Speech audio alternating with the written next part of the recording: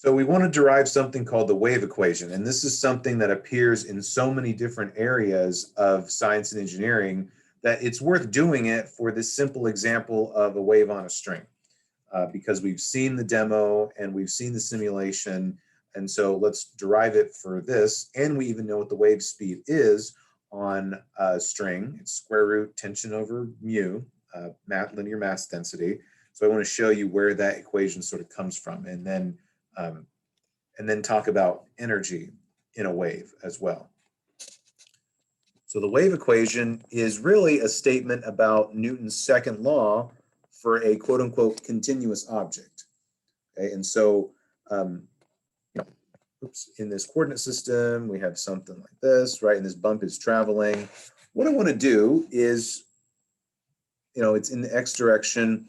What I want to do is I want to zoom in on a chunk of the rope. I want to zoom in on a chunk of this wave here and analyze it, the infinitesimal chunk. I want to apply Newton's second law to it, because Newton's second law is still valid for an object like a wave or a pool or a vibrating drum or air. It's still true, but it takes a different form. So let's zoom in on a tiny chunk right here, and let's consider Newton's second law on it. So this is the part of the chunk of the wave, right? What makes the wave go up and down? Well, there's a tension on either side of the rope. If there's no tension in the string, there's no wave. You can't move energy into a string that has no tension in it. You try and give it energy, flick a string, right? Nothing's going to happen. And so there's tension at every point in this string, and for this tiny chunk of string, there's a tension. So let's be a little bit more precise here. On a coordinate system, let's call this the location x, and let's call this the location x plus dx. And so this is the value of the tension at that location. So we'll call that t sub x, the vector, technically a vector at that location. And then this is a different tension, perhaps a slightly different tension, t, different tension at x plus dx. So dx is obviously the differential section. And so this chunk of mass, so this is a mass dm. Okay, that's a tiny chunk of mass. And so what we're doing is doing Newton's second law for this infinitesimal piece of the rope or the string or whatever. And so what's mass times acceleration look like? Well, Newton's second law, as we know, is just F net equals, mass times acceleration, right? All the forces acting on an object tells us how the motion of the object changes, provided that the mass stays constant. So several assumptions to make first. First of all, this is some distance away from the bottom, so it has a displacement. Right? That's a displacement d. This whole chunk is at a displacement of d. And so the right-hand side of Newton's second law is a little bit easier to handle. M is obviously just dm, right? It's this tiny chunk of mass. But what's the acceleration of this tiny chunk of mass? Well, at every point on this rope, when the disturbance travels through, not only is there a vector describing the displacement from the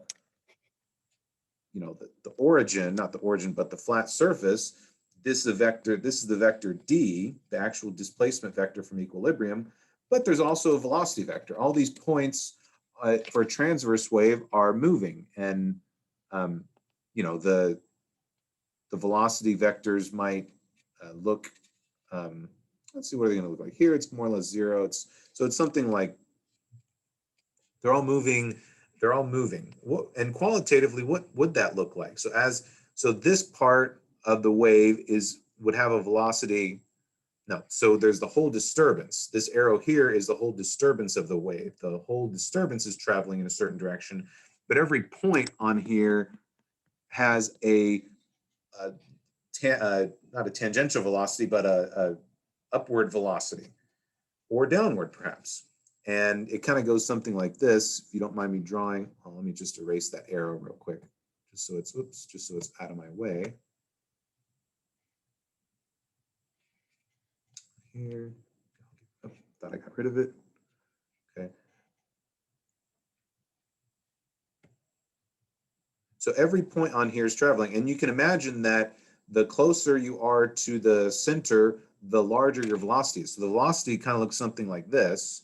It's largest, and then it goes down, and then it goes down, and it goes down, and then it's nearly zero.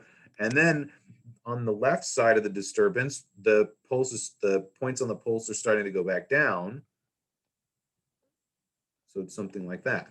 So that's roughly what it would look like, especially if it was like a sine wave traveling. I mean, this is certainly just a pulse, and so the velocities will be a little bit different. So what is this velocity? Well, this velocity, upward and downward, that has to be the rate of change of the displacement, but it has to be a partial derivative. So a partial derivative, if you've never seen one, is just where it's when you have a function of two variables or more, then you have to take, what do you mean by a derivative? You have to, consider what you mean by a function changing, because if it's a function that is in two dimensions, it has two coordinates, you could choose any direction to change the function. And so by a partial derivative, we mean that it's only changing in one direction. Very quickly, if you've never done any calculations with it, it's really easy to do. For instance, if I have f sub x, y, if I have a function of two variables, let's say it's x squared times a function, or times y, how you calculate them is to hold all the other variables constant, because this represents the rate at which the function is changing in this specific direction. So it's like you're taking a slice of that function and only considering the change in that direction. So obviously, if we keep the y constant, then this would be 2xy. But if you now take a slice of the function in the y direction, then you just hold the x squared constant, and so it just is x squared. So you're just taking the derivative of the function with respect to y, keeping the x constant. And sure enough, you can change the direction of a derivative that is called a directional derivative for some direction that isn't x or isn't y, but is some combination of the two, like an angle of like 30 degrees from the x-axis. That certainly is possible, but these two partial derivatives are the most important ones. So that's what a partial derivative is, and that's what, well, acceleration is the derivative of velocity. So we're going to write that as the partial derivative, the second derivative squared of the displacement, keeping the x constant. That's it. So we just have a dm times the acceleration of the wave, this chunk of mass at that spot, right? Because if the pulse is traveling like to the right, maybe it's moving upward, but decreasing its speed or something, right? Now, what about the other side? The other side is where it's a little bit more confusing because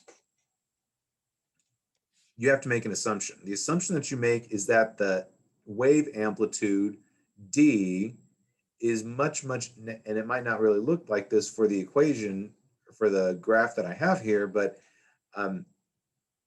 you're assuming that if you assume that the displacement is small relative to the length of the string, then the tension more or less stays constant. The horizontal component of the tension stays constant. So we got a T sub S right here, and a T sub S right here. Oh, there's that stray mark right there. I think I'll just use it. So these T sub S's are constant. So that's the trick here, is that you assume that the horizontal component of the tension is the same everywhere. That's just the approximation that we have to make in order to get our result. And so now let's do Newton's second law on this tiny piece of mass. Well, we have a y component here, And we also have a y component here. There's two y components that cancel to get a net force. So here is assuming that the tension, assuming that the x direction of the tension is constant for both cases, what is T sub y? Well, I mean, we're technically taking, I think I'll just go down here. So F net technically equals T sub y, the vector expression of T sub y at the location x plus dx, plus the tension T sub y at the location of x. And this isn't a minus sign because this is just a formal statement about adding components of a vector together. But if you look at it,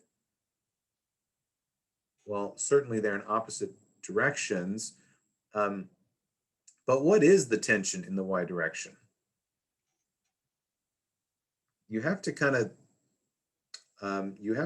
write it in a strange way because the tension is in the s direction is constant. So look what I do. I say that the tension in the y direction, it's like a little tangent, right? If you go back to your calculus 2 or intro calculus, if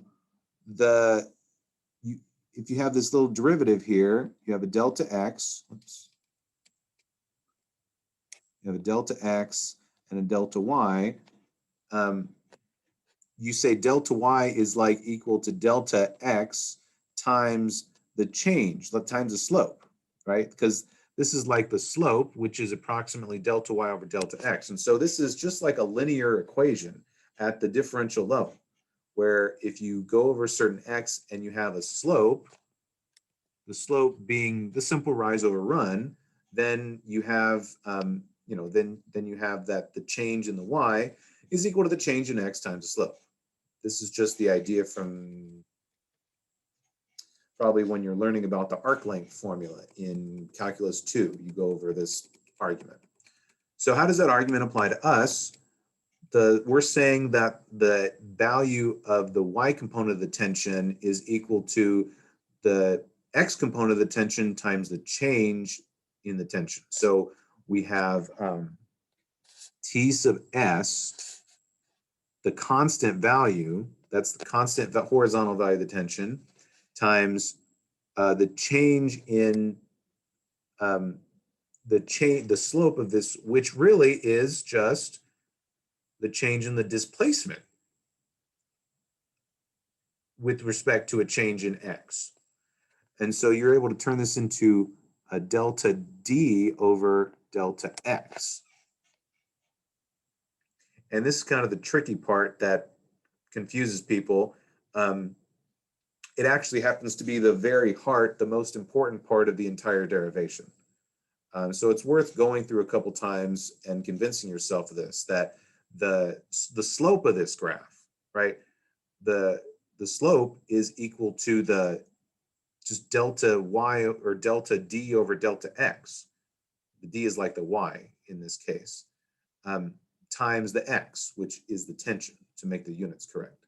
And so now if we know we can subtract these things, then we'll get an equation that looks like this. So T sub y at x plus dx minus T sub y at x equals T sub s times the change in the displacement, the y, the height, as a function of x at x plus dx. Now minus the tension in the string times delta d delta x at x. So, it's a curved string, right? And so I can even draw it kind of differently. The derivative here is different from the derivative here. And these derivatives are the change in the displacement with respect to the position coordinate, not the time coordinate, not the tension, but the actual shape of the line, shape of the function. Okay, and so we can then show that in the limit, well, not the limit. There's one last step. So we can factor out the tension, and I'm going to kind of summarize everything, and then we'll be done with the derivation. Factor out the tension. I'm going to say that we got the tension in the string times this thing. I'm going to sum everything together. So it's going to be partial d partial x at the location x plus dx. So the shape, the shape of the way the shape of the thing is changing at the further spot minus the change in the shape of the function at the first spot. I'm going to say that equals f net with all these assumptions. Now, MA, since it's a differential piece of string, it's described by, the dm is described by the mu, the mass density, times the change in x. And so times the acceleration, which is the partial squared d partial t squared. So then the last thing to do is to divide by the dx and then take the limit as dx goes to 0. So dividing that out, and then we're almost done, right? And then dividing it by dx, taking this limit as dx goes to 0. What is this an expression for? Well, we have a derivative. We have the derivative, the value of the derivative at a tiny spot further, minus the value of the derivative at the first spot divided by the change. So that's actually the second derivative. So this whole parentheses and x thing, when I take the limit as dx goes to 0, I get the second derivative of the position. That is, writing it up here, and this is where I'll probably end, the t sub s times this partial derivative of d with respect to x squared equals mu times the partial derivative of d with respect to t squared, and then so divide by mu.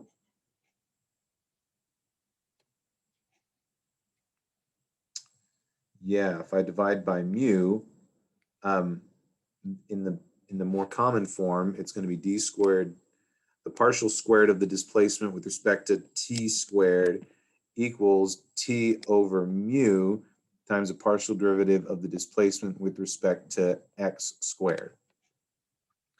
And sure enough, this thing right here is the speed squared. And so I want to pause here and then make a much more general statement about waves. Not only for waves on a string, but any wave that has, or any time you encounter an equation like this. I'm going to generalize, I'm going to make this more abstract and say, if you have some quantity that varies in location and time, and its variation in the position in the location is somehow proportional to the variation of the object in time, whatever that quantity is, the constant right here is evidently the solution to this equation is evidently a wave, and it travels at speed v squared. And so this is often one way to write the wave equation. Okay? This is the wave equation, where we're relating the second partial derivative of the position. So like the curve, this is like the curvature of the object, right? Depends on the acceleration of the object at that spot. I mean, if it's displacement, then we have acceleration. But this box can be anything. For sound waves, it's pressure. For vibrational waves, like on a drum, it is still displacement, because it's like you imagine like a, I don't know, like a two-dimensional rubber band that you just stick on the edge of a drum, and that rubber band can wobble up and down, right? Depending on depending on whatever. Oh, I guess I have a D right here, but that's supposed to be a box. Okay, so this is the wave equation, and there will be many instances, at least in later courses, where you see that there are variables related like this. So that was an introduction to the wave equation, and we derived, not only did we show that for a string with a certain amount of tension on it, the speed of that disturbance is, well, the speed squared is tension over mu. And so that is the speed of the wave. The speed of the wave is square root tension over mu, exactly like we had arrived at earlier. So that is the wave equation.